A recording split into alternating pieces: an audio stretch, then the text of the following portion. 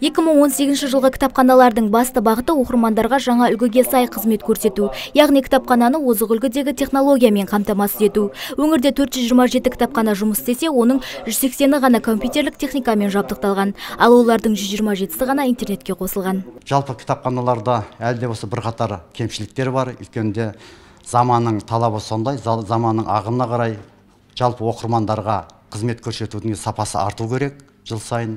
Сондықтан бізде әлде ауылдық кітапханаларда компьютерлік техникамен қамтамасыз ету мәселесі кенже қалып келе жатыр.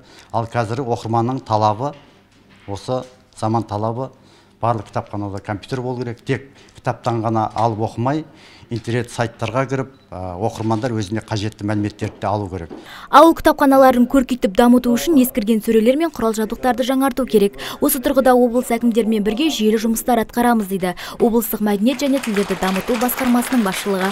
Қазіргі таңда жыл сайын біз аудан қала әкімдеріне тиісті хаттар жіберіп, басқарманың алқа мәжілісінде осы мәселелер қаралып, хаттамаларды аудан әкімдеріне жіберіліп отыр. Сонда да жыл сайын аудан қала бюджет тарапынан да бірқатар ақшалар бөлініп, бұл мәселеде жайлап жұмыс жүргізіп келе жатыр. Семинарға қатысушылардың бірі Сайрам аудандық орталық кітапханасының директоры Аршат Күлтөкебаева. Сайрам ауданында 17 ауылдық кітапханамен қатар 2 орталық кітапхана жұмыс жасайды. Айтуынша, аудан кітапханасына келген жас мамандар семинарларға қатысып біліктілігін арттырып тұрады.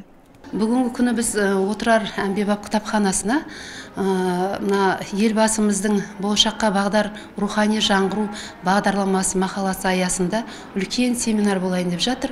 Рухани жаңғыру кітапханада атқарылатын жұмыстардың мақсаттары мен міндеттері деп аталады. Бұл кітапханадан біз іс тәжірибе алуға, яғни үлкен бір шараны көруге келіп отырмыз ауылдық кітапханалар. Бүгінде облыстағы кітапханаларда оқырмандар саны 639 мыңға жеткен, ал өңірдегі кітап қоры биыл тағы 100 мың жаңа кітаппен толыққан. Динара Сәрсенбаева, Мұрат Адинаев, ТВК телеарнасының жаңалықтар қызметі.